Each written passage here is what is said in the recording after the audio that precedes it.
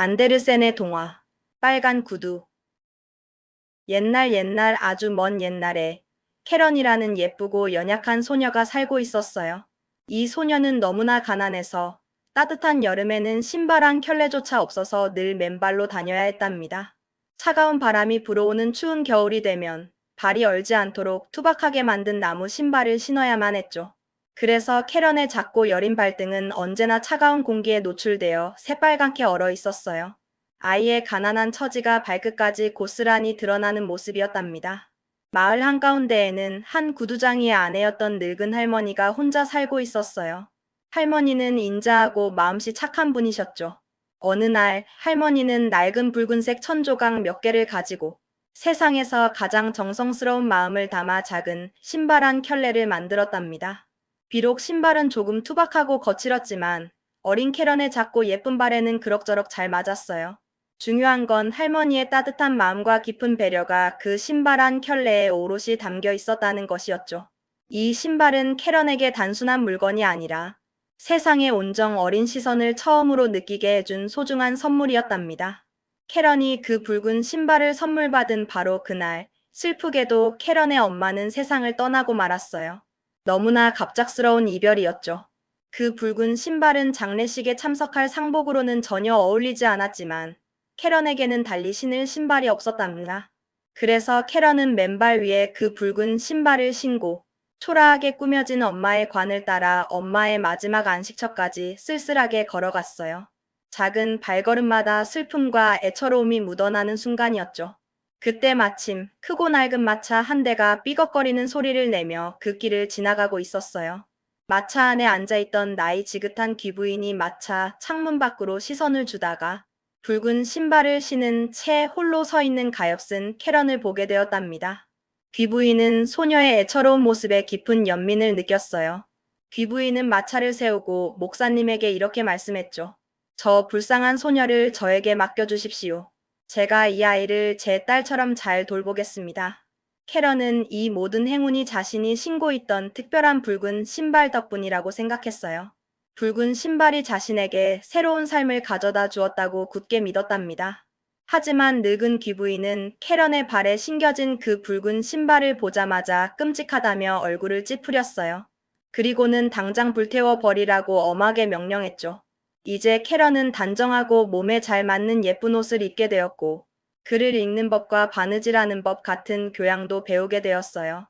사람들은 캐런이 참 예쁘다고 칭찬했지만, 캐런은 거울을 볼 때마다 거울이 이렇게 속삭이는 것 같은 느낌을 받았답니다.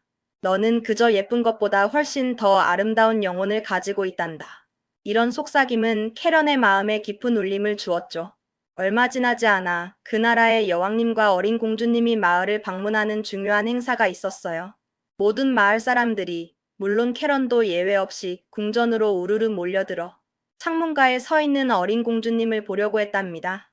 공주님은 화려한 기차나 번쩍이는 황금 왕관을 쓰고 있진 않았지만 발에는 반짝이는 아름다운 붉은 모로코 가죽 구두를 신고 있었어요. 그 구두는 구두장이 할머니가 캐런에게 만들어준 붉은 신발보다 훨씬 더 정교하고 아름다웠죠. 세상 그 어떤 보석이나 귀한 물건도 그 붉은 구두와는 비교할 수 없을 정도로 화려했답니다. 공주님의 붉은 구두는 캐런의 마음에 깊은 인상을 남겼어요. 이제 캐런이 견진성사를 받을 나이가 되었어요. 견진성사는 그리스도인이 되는 중요한 의식이었죠. 이 중요한 날을 위해 새 드레스와 새 신발을 마련해야 했답니다. 마을에서 가장 유명하고 실력 있는 구두장이가 캐런의 발치수를 재기 위해 직접 귀부인의 집으로 찾아왔어요. 구두장이의 작업실에는 온갖 멋진 구두와 반짝이는 장화들이 유리 진열장 안에 가득 진열되어 있었어요. 그 광경은 정말이지 눈부시게 아름다웠고 마치 보석 상자 같았죠. 하지만 시력이 좋지 않은 늙은 귀부인은 캐런만큼 그 모습을 즐기지는 못했답니다. 그 많은 신발들 중에서도 어린 공주님이 신었던 것과 똑같은 디자인의 붉은 구두 한 켤레가 캐런의 눈길을 사로잡았어요. 아, 그 구두는 정말 화려하고 매혹적이었답니다. 구두장이는 그 붉은 구두가 백작의 아이를 위해 특별히 만들었지만 아쉽게도 사이즈가 잘 맞지 않아 남게 되었다고 설명해 주었죠. 저 신발이 저렇게 반짝이는 건 광택, 나는 가죽으로 만들어서인가요? 늙은 귀부인이 조심스럽게 물어보았어요. 귀부인은 눈이 잘 보이지 않아 색깔을 분간하기 어려웠거든요. 네, 그렇습니다. 정말 눈부시게 반짝거린답니다. 캐런은 숨죽이며 대답했어요. 그리고 놀랍게도 그 붉은 구두가 캐런의 작은 발에 마치 맞춘 듯이 딱 맞았기 때문에 결국 그 신발은 구입되었답니다. 하지만 늙은 귀부인은 그 신발이 아름다운 붉은색이라는 것을 전혀 몰랐어요. 만약 귀부인이 그 사실을 알았다면 캐런이 그런 화려한 신발을 신고 거룩한 견진성사에 가는 것을 결코 허락하지 않았을 거예요. 하지만 캐런은 결국 그 붉은 구두를 신고 견진성사에 참석하게 되었답니다. 견진성사 당일 교회에 모인 모든 사람들의 시선이 캐런의 발에 신겨진 붉은 신발에 꽂혔어요. 캐런이 교회의 중앙 통로를 따라 엄숙하게 제단 쪽으로 걸어갈 때 오래된 기념비에 조각된 고귀한 인물상들도 딱딱한 러프 칼라와 긴 검은 예복을 입은 목사님들과 그들의 아내를 그린 초상화들도 마치 캐런의 화려한 붉은 신발을 뚫어져라 응시하는 것만 같았어요. 주교님이 캐런의 머리에 손을 얹고 하나님과의 거룩한 언약을 이야기하며 이제부터 성숙한 그리스도인으로서의 삶을 살아가야 한다고 말씀하실 때조차 장엄하고 거룩한 오르간 소리가 교회 가득 울려 퍼지고 아이들의 맑고 고운 목소리가 합창단의 소리에 섞여 천장까지 울려 퍼질 때조차 캐런의 마음속은 오직 자신의 발에 신겨진 붉은 신발 생각으로 가득했답니다. 그 어떤 거룩한 말씀도 캐런의 시선을 붉은 신발에서 떼어놓을 수 없었어요. 그날 오후 늙은 귀부인은 마을 사람들이 모두 캐런의 붉은 구두 이야기를 수군거리는 것을 듣게 되었어요. 귀부인은 그 사실이 너무나 부적절하고 수치스러운 일이라고 생각하며 깊이 실망했죠. 그래서 귀부인은 캐런에게 앞으로 교회에 갈 때에는 아무리 낡았더라도 반드시 검은 신발을 신어야 한다고 엄하게 이르고 단호하게 말했다. 이 일로 인해 캐런은 마음속 깊이 죄책감을 느끼게 되었어요. 그 다음 일요일은 캐런에게 아주 중요한 첫 성찬식 날이었어요. 캐런은 벽장 속의 검은 신발을 바라보고 다시 화려한 붉은 신발을 보았답니다. 또다시 검은 신발을 보고 붉은 신발을 보면서 끊임없이 갈등하고 망설였죠. 결국 캐런은 검은 신발 대신 유혹적인 붉은 신발을 신고 말았어요. 햇살이 아주 환하게 빛나던 아름다운 날이었어요. 캐런과 늙은 귀부인은 먼지 가득한 큰 길 대신 바람에 살랑이는 밀밭 사이로 난 길을 따라 교회로 조용히 걸어갔답니다. 밀밭길을 걷는 동안에도 캐런의 마음속에는 붉은 신발에 대한 알 수 없는 불안감이 자리 잡고 있었어요. 교회 문 앞에는 목발에 의지한 한 늙은 군인 아저씨가 서 있었어요. 아저씨의 수염은 휘지 않고 마치 불꽃처럼 붉은색이었는데 놀라울 정도로 길게 자라 있어서 거의 땅에 닿을 정도였답니다. 아저씨는 허리를 굽혀 거의 땅에 닿을 만큼 고개를 숙이며 늙은 귀부인께 신발의 먼지를 부드럽게 털어드려도 되겠냐고 정중하게 물었어요. 캐런도 군인 아저씨의 친절한 제안에 자신의 작은 발을 살짝 내밀었답니다. 오, 이토록 멋진 작은 무도회 구두로군. 늙은 군인 아저씨가 감탄하듯이 말했어요. 춤출 때 벗겨지지 않게 조심하시오. 아저씨는 그렇게 말하며 캐런의 신발 위로 손을 한번 슥 쓸었어요. 늙은 귀부인은 고마움의 표시로 아저씨에게 반펜이 동전을 주고 캐런과 함께 교회 안으로 들어갔답니다. 군인 아저씨의 알 수 없는 행동은 캐런의 마음에 작은 씨앗을 심는 것 같았어요. 교회 안은 여전히 거룩하고 엄숙한 분위기였어요. 전과 마찬가지로 교회에 모인 모든 사람들이 캐런의 붉은 구두를 다시 한번 보았고 벽에 걸린 조각된 인물상들조차 마치 살아있는 듯 그것을 뚫어져라 바라보는 것 같았죠. 캐런이 제단 앞에 무릎을 꿇었을 때도 캐런은 오직 붉은 신발 생각뿐이었답니다. 붉은 신발이 눈앞에 자꾸만 아른거려서 캐런은 거룩한 기도문도 읽고 아름다운 찬송가도 부르지 못했어요. 마음은 온통 붉은 신발에 사로잡혀 있었죠. 마침내 모든 사람들이 예배를 마치고 교회를 떠났고 늙은 귀부인은 마차에 올랐어요. 캐런이 발을 들어 마차에 오르려 할 때 아까 교회 문 앞에 있던 늙은 군인 아저씨가 다시 나타나 말했죠. 참 예쁜 춤추는 구두로군. 그러자 캐런은 자신도 모르게 몇 발짝을 춤추고 말았어요. 일단 그렇게 춤추기 시작하자 캐런의 발은 마치 마법에 걸린 것처럼 저절로 움직였고 붉은 구두가 캐런의 몸을 지배하는 것 같았답니다. 캐런은 교회 모퉁이를 돌아 빙글빙글 돌며 계속 춤을 췄어요. 멈추고 싶었지만 멈출 수가 없었죠. 놀란 마부가 뒤쫓아가 캐런을 겨우 붙잡아 마차에 태워야만 했어요. 하지만 마차 안에서도 캐런의 발은 계속 춤을 추었고 그만 늙은 귀부인의 발가락을 밟아버리고 말았답니다. 캐런은 자신의 의지와는 상관없이 계속 춤을 췄고 결국 마차에서 붉은 신발을 벗겨내고 나서야 비로소 쉴 수 있었어요. 캐런의 발에서 벗겨진 붉은 신발은 곧바로 벽장 안에 깊숙이 치워졌지만 캐런은 이따금 몰래 가서 그것들을 보곤 했어요. 붉은 신발은 캐런의 마음속 깊이 자리 잡은 금지된 유혹처럼 남아 있었죠. 얼마 뒤 늙은 귀부인은 병상에 눕게 되었고 의사는 회복할 수 없다는 비극적인 소식을 전해왔어요. 귀부인은 누군가의 세심한 간호가 필요했고 당연히 그것은 캐런의 의무였죠. 캐런 자신도 그 사실을 잘 알고 있었답니다. 하지만 그때 마침 마을에서는 화려한 큰 무도회가 열렸고 캐런은 그곳에 초대받았어요.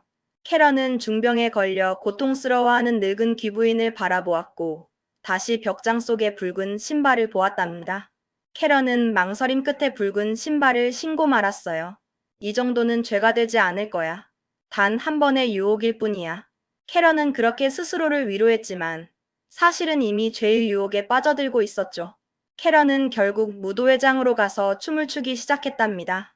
이상하게도 오른쪽으로 움직이려 하면 붉은 신발은 캐런을 자신의 의지와는 상관없이 왼쪽으로 강하게 이끌었어요. 방 안쪽으로 올라가려 하면 신발은 캐런을 아래쪽으로 밀어냈답니다. 붉은 신발은 캐런의 몸을 완전히 지배하고 있었죠. 마침내 붉은 신발은 캐런을 계단 아래로 무섭게 끌고 내려가 거리로 그리고 마을 문을 지나 밖으로 계속 나아가게 했어요. 캐런은 멈추고 싶었지만 멈출 수가 없었답니다. 계속 춤을 추며 어둡고 으스스한 숲속으로 깊이 들어갔어요. 나무 사이로 무언가가 붉게 반짝였어요. 캐런은 그것이 둥근 붉은 달인 줄 알았어요. 왜냐하면 달처럼 둥근 형태의 희미하게 얼굴에 윤곽이 보였기 때문이죠. 하지만 아니었어요. 그것은 붉은 수염을 길게 기른 늙은 군인 아저씨였답니다. 아저씨는 숲속 한 구석에 앉아서 고개를 끄덕이며 차갑게 말했어요. 참 예쁜 춤추는 구두로군. 캐런은 몹시 두려워서 붉은 구두를 벗어 던지려 했지만 신발은 캐런의 발에 마치 굳게 달라붙은 것처럼 단단히 고정되어 떨어지지 않았어요. 마치 캐런의 살과 뼈에 영원히 붙어버린 것 같았죠. 그래서 캐런은 자신의 의지와는 상관없이 계속 춤출 수밖에 없었답니다. 그리고 캐런은 실제로 춤을 췄어요. 끝없이 펼쳐진 들판과 초원을 지나며 비가 오는 궂은 날에도 햇살이 맑게 비추는 날에도 밤낮 없이 끊임없이 춤을 췄어요. 밤이 되면 춤추는 캐런의 모습은 훨씬 더 끔찍하고 섬뜩하게 변했답니다. 그녀는 마침내 뻥 뚫린 교회 묘지로 정신없이 뛰어들어갔어요. 그러나 그곳에 죽은 이들은 춤추지 않았답니다. 그들은 평온한 안식 속에서 잠들어 있었고 세상의 모든 고통과 유혹에서 벗어나 더 나은 일을 하고 있었죠. 캐런은 쑥쑥 자란 씁쓸한 탄지풀이 돋아난 가난한 자의 무덤 위에 앉아 잠시라도 쉬고 싶었지만 그녀에게는 쉴 곳이 단 한 군데도 허락되지 않았어요. 캐런은 뻥 뚫린 교회 문을 지나 계속 춤추며 지나갔고 그곳에서 캐런은 하얀 긴 옷을 입고 어깨에서 땅까지 닿는 거대한 날개를 가진 천사를 보았답니다. 천사의 표정은 엄숙하고 근엄했으며 손에는 넓고 번쩍이는 검이 들려 있었어요. 너는 계속 춤춰야 하느니라. 천사가 단호하게 말했어요. 내 얼굴이 창백해지고 몸이 차갑게 식어버릴 때까지, 내 몸이 해골처럼 바싹 메말라 버릴 때까지, 너는 이 저주받은 붉은 구두를 신고 영원히 춤춰야 하느니라. 너는 문에서 문으로 춤출 것이며 교만하고 거만한 아이들이 사는 곳마다 찾아가 문을 두드려라. 그들이 너의 춤추는 소리를 듣고 그들의 죄에 대한 경고를 받도록 하라. 너는 영원히 춤춰야 하느니라. 멈추지 말고 계속 춤춰라. 자비를 베푸소서. 캐런이 울부짖으며 애원했지만 천사의 대답은 들을 수 없었어요. 왜냐하면 붉은 구두가 캐런을 교회 문을 지나 다시 끝없는 들판으로 무섭게 데려가 버렸기 때문이었죠. 캐런은 계속 춤출 수밖에 없었답니다. 어느 날 아침, 캐런은 익숙하게 느껴지는 문 앞을 지나 계속 춤추며 갔어요. 안에서는 슬프고 장엄한 찬송가 소리가 들려왔고 곧 아름다운 꽃들로 덮인 관이 밖으로 엄숙하게 운반되었답니다. 캐런은 그것이 자신의 친구였던 늙은 귀부인의 관이라는 것을 직감적으로 알았어요. 이 비극적인 순간에 캐런의 마음속에는 이제 세상 모든 사람들에게 버림받았으며 심지어 하늘에 계신 하나님의 천사에게도 엄중한 심판을 받았다는 깊은 절망감으로 가득 찼답니다. 캐런은 그럼에도 멈출 수가 없었기에 계속 춤을 췄어요. 가시덤불과 거친 잡초 사이를 헤치며 춤추는 동안 캐런의 발은 가시에 긁히고 찔려 피로 흥건하게 물들었답니다. 마침내 캐런은 외딴 곳에 홀로 서 있는 작은 집 앞에 이르렀어요. 그곳에는 마을 사람들이 두려워하는 사형집행인이 살고 있다는 것을 캐런은 이미 알고 있었죠. 캐런은 필사적으로 창문을 두드리며 애원했어요. 제발 나와주세요. 제발 나와주세요. 저는 이 집에 안으로 들어갈 수가 없어요. 이 저주받은 춤을 멈출 수가 없단 말이에요. 그 남자가 차가운 목소리로 물었어요. 내가 누구이며 이 마을에서 무슨 일을 하는지 알고 있는가? 네. 캐런이 울먹이며 대답했어요. 하지만 제 머리를 베지 마세요. 그러면 저는 제 죄를 진심으로 회개할 수도 없을 테니까요. 대신 제 발을 잘라주세요. 제발 이 끔찍한 붉은 구두에서 저를 벗어나게 해주세요. 그리하여 캐런은 자신의 모든 죄와 잘못을 진심으로 고백했어요. 사형집행이는 캐런의 간절한 부탁대로 붉은 구두가 신겨진 캐런의 발을 잘라냈답니다. 그러자 붉은 구두는 캐런의 발에서 떨어져 나와 들판을 가로질러 숲속 깊은 곳으로 스스로 춤추며 무섭게 사라져 버렸어요. 캐런에게는 마치 자신의 발도 붉은 구두와 함께 영원히 가버린 것처럼 느껴졌고 거의 걷는 힘마저 잃고 말았답니다. 이제 저는 붉은 구두 때문에 충분히 고통받았어요. 이 모든 고통은 제가 저지른 죄에 대한 대가였겠죠. 캐런이 힘없이 말했어요. 이제는 교회로 가야겠어요. 사람들이 제가 진심으로 회개하고 있다는 것을 볼 수 있도록요. 하지만 캐런이 겨우 비틀거리며 교회 문 앞까지 갔을 때 붉은 구두가 그 앞에서 마치 악마처럼 다시 춤추고 있었고 캐런은 너무나 큰 공포에 질려 더 이상 다가가지 못하고 되돌아설 수밖에 없었답니다. 그 춤추는 붉은 구두는 캐런에게 영원한 죄책감과 두려움을 안겨주었어요.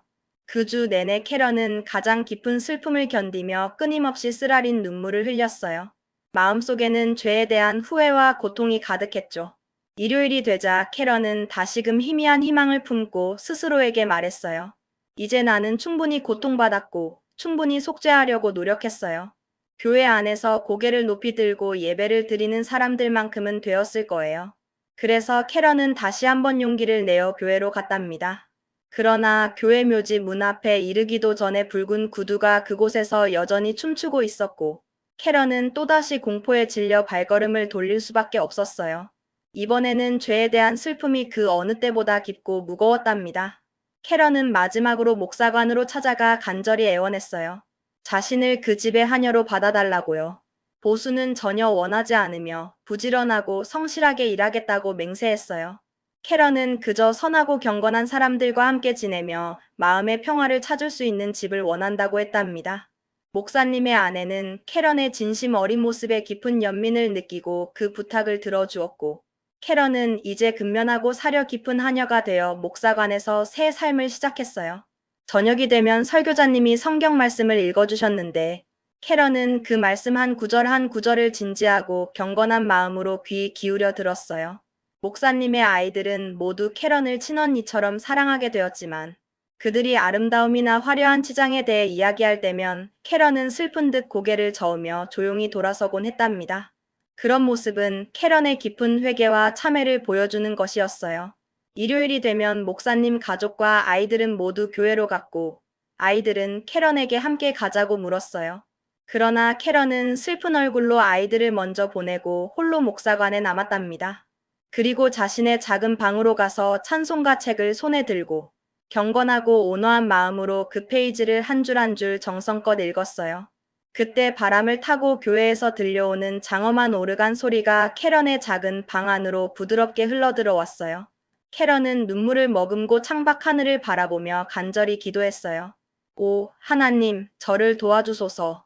이 불쌍한 영혼을 구원하여 주소서. 그때 햇빛이 방 안가득 환하게 비추었고 캐런 앞에는 교회 문에서 보았던 바로 그 흰 옷의 천사가 서 있었답니다. 이제 천사의 손에는 번쩍이는 무서운 검이 없었어요. 대신 향기로운 아름다운 장미 가지가 들려 있었죠. 천사의 온화한 모습은 캐런의 마음에 깊은 위안을 주었답니다. 천사가 그 장미 가지로 캐런이 앉아있던 방의 천장을 가볍게 건드리자 놀랍게도 천장이 높이 높이 올라갔고 가지가 닿은 자리마다 반짝이는 별이 아름답게 빛났어요. 천사가 벽을 건드리자 좁았던 벽이 넓어져 마치 교회 내부처럼 변했고 캐런은 교회 안에서 울려 퍼지는 웅장한 오르간 소리를 생생하게 들을 수 있었답니다. 또한 교회 벽에 걸린 오래된 그림과 조각상들, 그리고 의자에 앉아 한마음으로 찬송을 부르는 경건한 회중들의 모습도 분명하게 볼 수 있었어요. 마치 교회가 이 가난하고 회개하는 소녀의 좁은 방 안으로 통째로 들어온 듯 했고, 혹은 캐런의 영혼이 그 거룩한 교회 안으로 순간 이동한 것 같기도 했어요. 캐런은 어느새 목사님 가족과 함께 예배석에 앉아 있었고, 찬송이 끝나자 사람들이 캐런을 향해 고개를 끄덕이며 따뜻하게 말했어요. 잘 왔구나, 캐런. 내가 진정으로 돌아온 것을 환영한다. 이것이 바로 진정한 자비이구나. 캐런이 가슴 벅차오르는 감동으로 조용히 속삭였어요. 하나님의 크고 놀라운 은혜인 것을요. 오르간 소리가 다시 장엄하게 울려 퍼지고 아이들의 맑고 고운 합창이 그 소리와 부드럽게 어우러져 천상의 화음을 이루었어요. 밝고 따스한 햇살이 창문을 통해 비추어 캐런이 앉은 의자 위로 부드럽게 내려앉았답니다. 캐런의 마음은 이제 햇살처럼 환한 평화와 설명할 수 없는 기쁨으로 가득 차 넘쳤고 그 행복감은 마침내 터져나왔어요. 그리고 캐런의 순수한 영혼은 따스한 햇빛 한 줄기를 타고 하나님께로 높이 올라갔답니다. 그곳에는 캐런의 과거를 탓하거나 붉은 구두에 대해 묻는 이가 더 이상 아무도 없었어요. 오직 평화와 영원한 안식만이 캐런을 기다리고 있었죠.